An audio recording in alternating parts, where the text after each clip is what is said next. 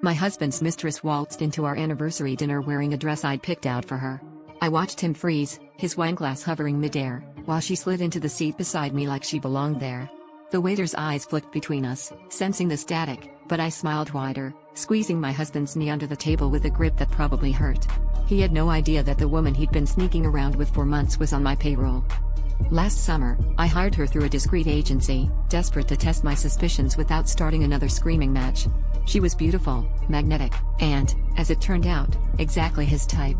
I fed her details, his favorite music, his after-work haunts, and watched from a distance as he fell for the bait. When the affair started, she reported every detail back to me. The humiliation was a cold, familiar ache, but I told myself I wanted the truth, no matter how ugly. But then she called me, trembling and scared, saying she was pregnant. Only, she wasn't carrying his child, she was carrying mine. A year ago, when IVF failed for us, I'd frozen embryos and paid her extra, desperate for a shot at motherhood without my husband ever knowing.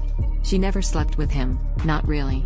The affair was staged from beginning to end, a soap opera I'd scripted to see if he'd cheat, but in the end, it was our child she carried, not his. Sitting at that dinner, watching his face crack, I realized I'd orchestrated the perfect betrayal, of him, of her, and maybe most of all, of myself. I got my answer about his loyalty, but I lost something bigger, the version of me who believed there was any easy way to save a marriage already rotting from the inside out.